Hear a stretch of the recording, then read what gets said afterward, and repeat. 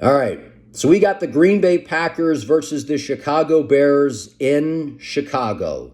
Division rivals. Very familiar with each other. Each have beat each other once this year.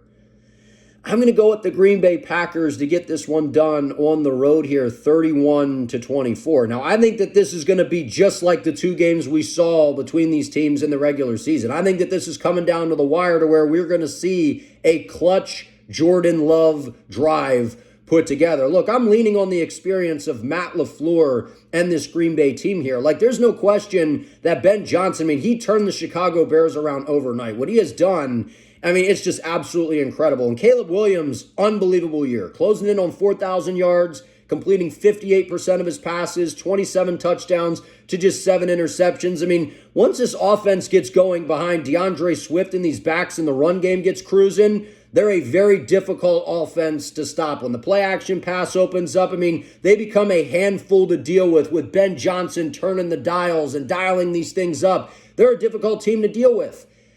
I understand that there's no Micah Parsons, but this Green Bay team, man, they got a pretty solid defense. And I know that Derrick Henry ran all over them, so I think that, that's a little concerning considering we've seen the Bears run the football very, very well.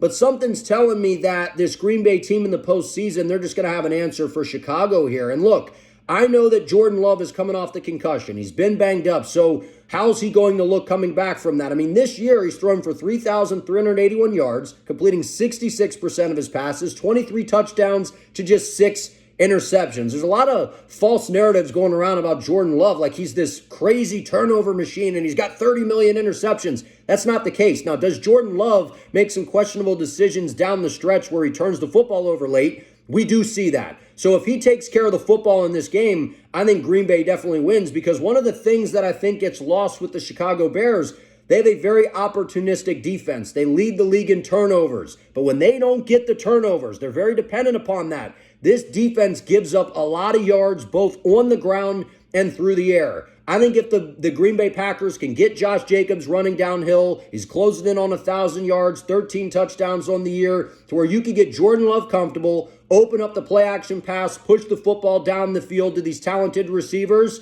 I think that Green Bay is going to find a way to win this game. I understand there's no Micah Parsons. That clearly hurts this defense. But I think Matt LaFleur and the Packers have a lot of pressure coming into this one. There's people talking about, is LaFleur going to lose his job, all these kinds of things. I think it's time for Jordan Love to go out there, have a big game. I think that this is a close one down to the wire, but I'm going to trust Jordan Love and this Packers team that's been here before in a very competitive one against the Bears. I got Green Bay 31-24.